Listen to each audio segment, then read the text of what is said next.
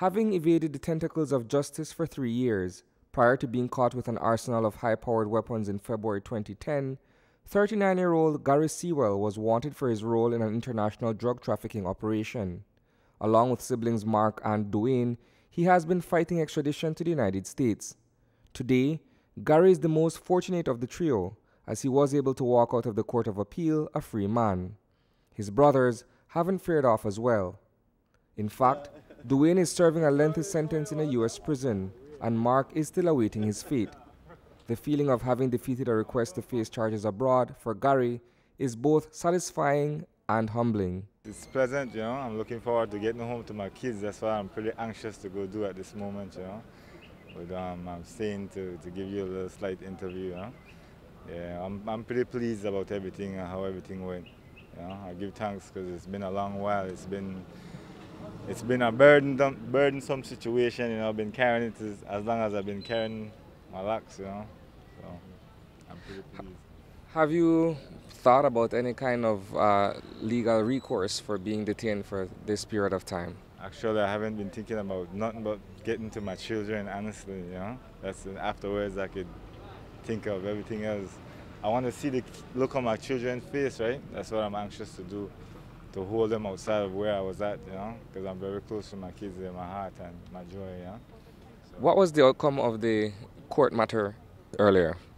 Well, upon the prosecution pulling back on the application that they had put in, that was a real effect on the whole case. So the judges, you know, they withdrew they granted me my appeal upon that, you know, because that was the whole basis of the case. Without that, the whole case fell apart. You know? The sensational capture of the remaining Sewell brother is one for the books. After years on the lam, he was busted by San Ignacio police near the outskirts of Esperanza village, holed up inside a farmhouse with a cache of firearms.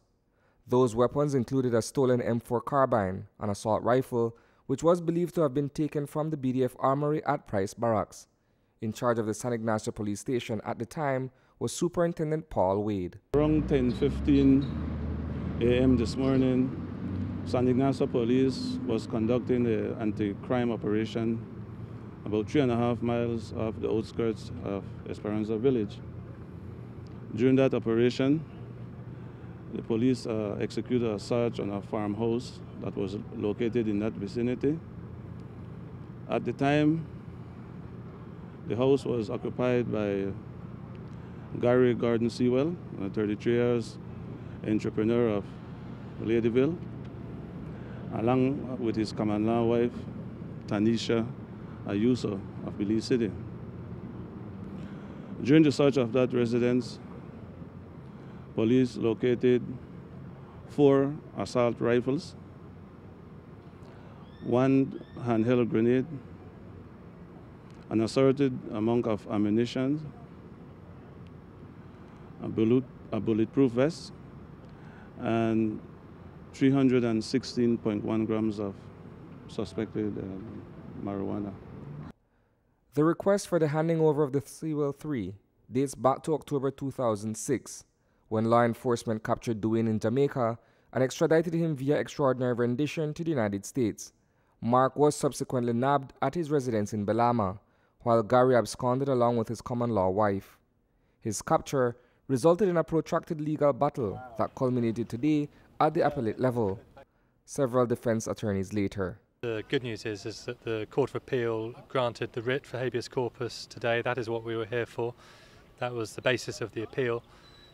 And I just want to pay tribute to the quality of the Belize justice that we have the outcome that we have today. Talk to us about some of the arguments that were put forward in court that resulted in Mr. Sewell's release. The basic argument was that there was no jurisdiction for Mr. Sewell to be detained at the prison here in Belize, and there was no lawful order justifying the deprivation of his liberty. How long has he been incarcerated, and do you guys as his legal counsel consider any form of recourse on his part for being for being incarcerated this long? Yes, so he was arrested in February 2010 and he's been incarcerated since then. And certainly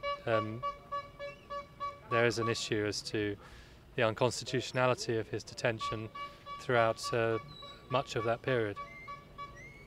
Any words from you, Mr. Sylvester? I'd like just like to echo the words of Ben. Today, is an extremely wonderful day for the justice system in Belize.